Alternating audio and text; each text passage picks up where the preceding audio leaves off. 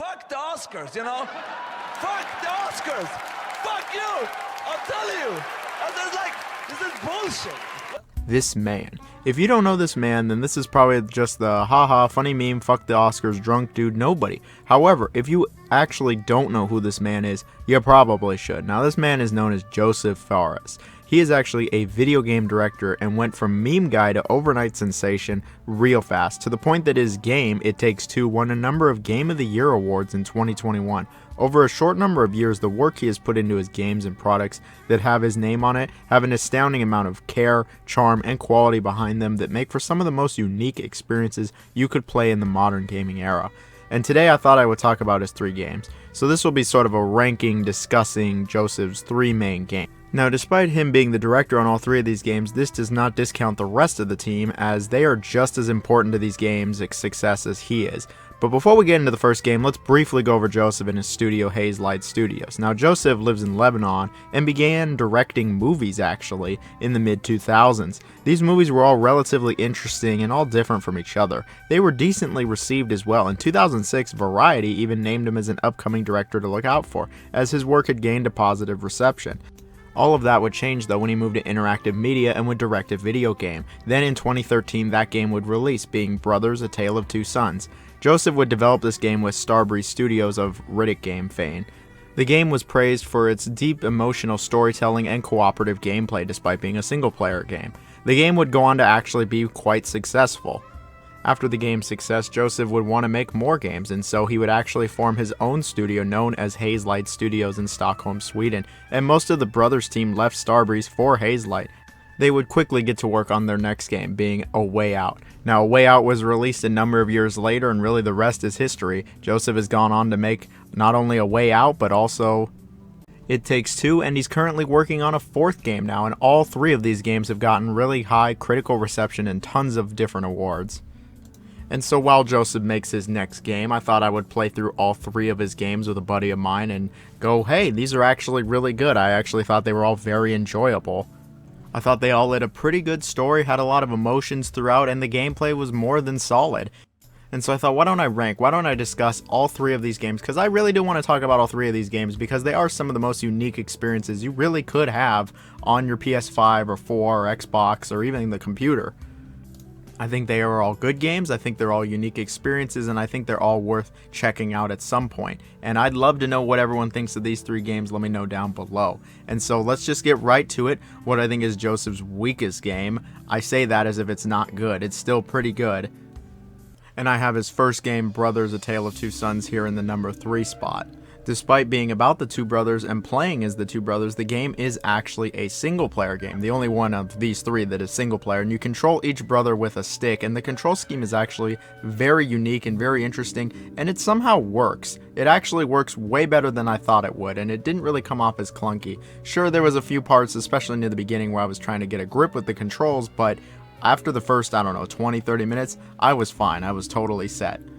The story is about 2 brothers who go on an emotional journey to get some medicine for their dying parental unit. The story, again, it is emotional and it covers a variety of tough topics like trust and loss. The world is very interesting and is actually kind of fantasy based, which I was not really expecting. It was a nice surprise. The general gameplay is actually somewhat basic, as really you just are controlling each brother with the analog stick like I mentioned and doing a lot of puzzles that involve both of them. It really mixes it up throughout the game as there's a ton of variety with what you're going to be doing, but each task that the brothers have requires both of them absolutely. The trials and tribulations that the brothers go through is actually really creative, especially the platforming. I really like this, very creative. There were a lot of wholesome moments in this game, but there was a lot of engaging encounters as well. And when it comes to issues or problems I have with the game, there's really not much to mention aside from some occasional clunky moments, some of the puzzles not being as good as others, and yeah, there's really just not that much to complain about.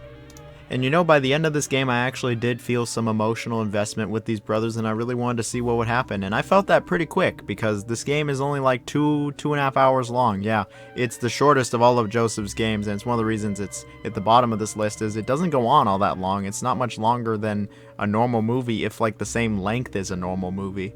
I found this game more emotional than most movies I see nowadays, though, and if we're being honest here.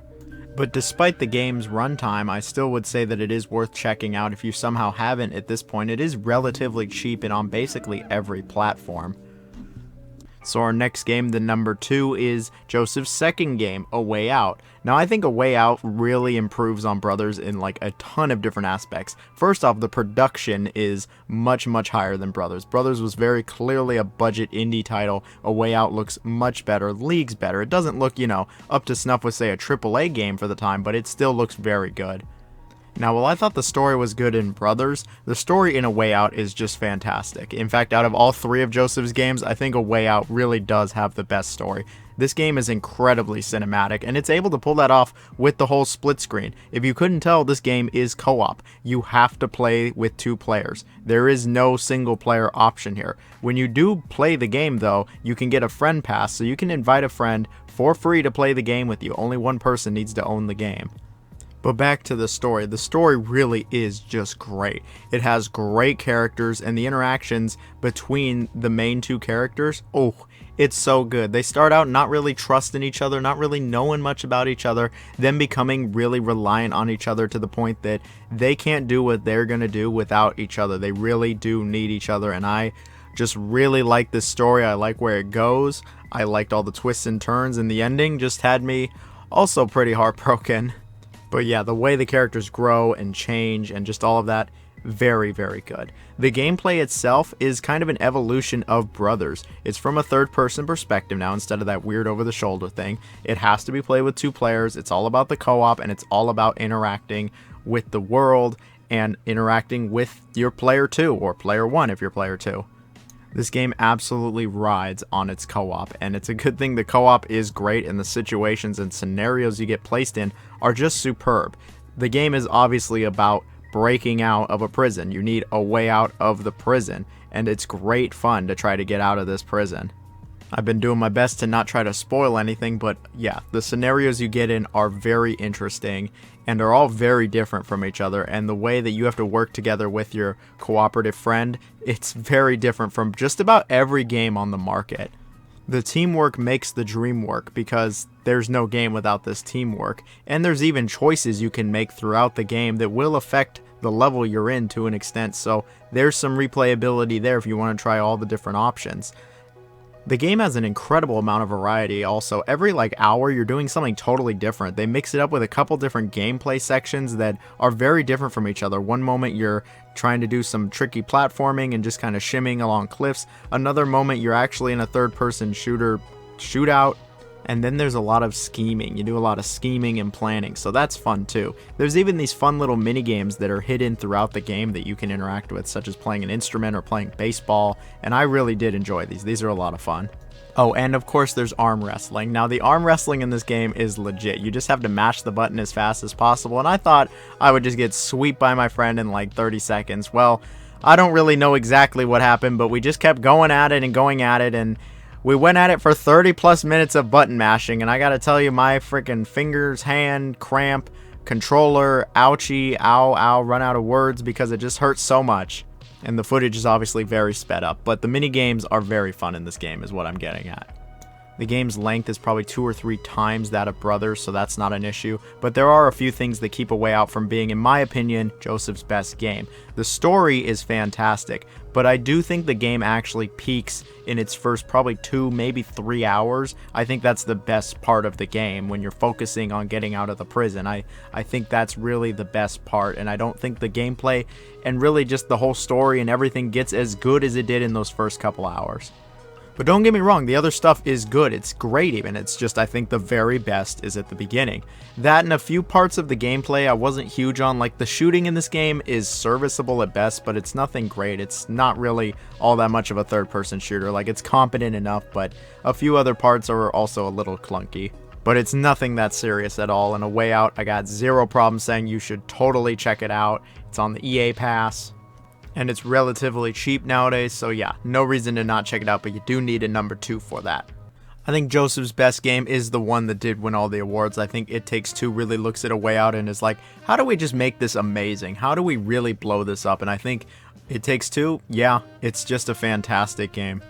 I think there's a reason it won all of those awards in 2021. It's because this game really just is so different from every other game released in the last couple of years, even A Way Out, with also an emotional story, but ultimately the game is just incredibly fun. It really is just a great time, no matter who you really are or what background you have. I think just about anybody can enjoy this game with their friend, partner, dog, fish, cat, really anyone that can play a video game, yeah.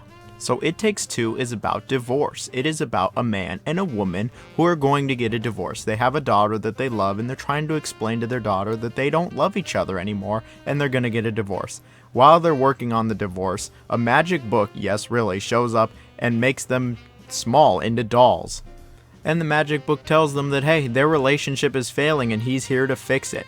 And if you want to stop being dolls, stop being small, and go help your daughter and take care of her and, I don't know, just live like a normal person, you're going to need to work out your relationship. Otherwise, you're not going anywhere. So it's up to our two protagonists to work together. It really does take two. Teamwork makes that dream work, because this is another one of those heavy team games. The story is good. I think the story's good. I think the characters are pretty good. And the game wastes no time. It really just gets right into it. The intro cutscene's maybe 2 or 3 minutes, and it really just explains everything you need to know. I do think A Way Out has a better story, better characters, and a better resolution. But I think that this game still has a very good story, and it still tells a good tale.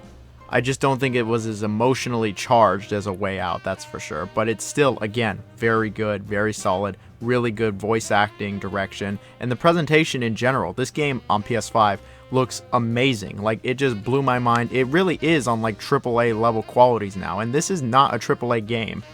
Despite being published by EA, it still is like a indie AA kind of level game. It's not the full big blockbuster AAA game, and so to see this amazing presentation, a great performance, great frame rate, it's very nice and it's very welcome. The first thing I'll bring up, other than the fact that it is split screen again and you need 2 people and the game still has the friend pass thing, is the controls. The controls in this game are fantastic. It is super fluent, it is super smooth, the game controls great, and I just had a blast playing this game, and the controls are a big part of that.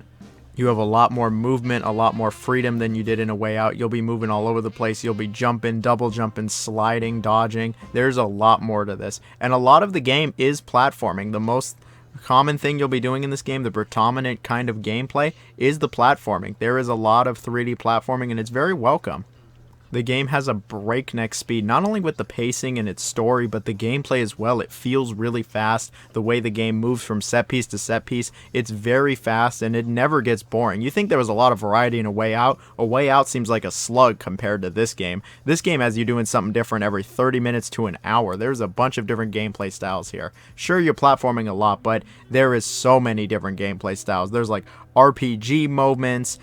There's tons of puzzles. There's a part where you're driving cars. There's a part where you're flying. There's a part where you're on fidget spinners and you're jumping around. Yeah, this game just goes nuts with its variety. It thinks of tons of different scenarios for these 2 small people to get around just normal everyday stuff. You're in the backyard. You're in the attic. It's great.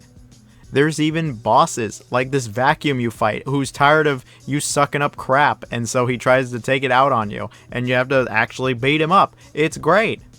The game has a ton of charm. It's very humorous. There's humor a lot of the time. You really come to despise this book, which is, I think, the point. But there's also a couple parts that are really freaking sad. And I actually felt a bit depressed after these moments, because I was like, damn, that's messed up.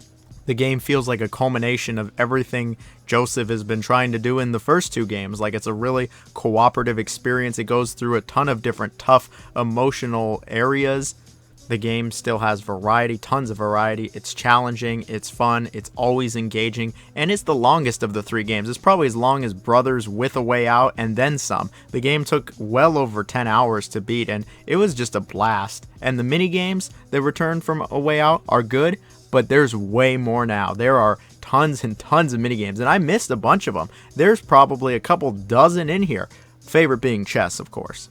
But there's a reason It Takes Two got all that critical acclaim and awards, because there is just nothing even close to this game when it comes to just how good it is in the ways that it's good. Like that cooperative experience is one of the most raw cooperative experiences you'll ever have, and I just loved it. I could not get enough of this game, and was kind of disappointed when it ended because I was just like, dang, that is a really good game. And like A Way Out, the game is on EA Play and on the Game Pass, and only one person needs to even own it, so there's really no excuse why you haven't played this game. If you've had any interest in this at all, just sit down and play it. Get a partner, get a boyfriend, girlfriend, a non-gender conforming binary partner, someone who cares about you in some way, or freaking get the dog to play with you, I don't know. Find some way to play this game because it is totally worth it. I'll have my eye on Josef's next game. We'll be here talking about his next game when it comes out, I'm sure, because it's going to be great. Recommend all 3 games. Let me know what your favorite is down below. Everyone have a great day and see you later.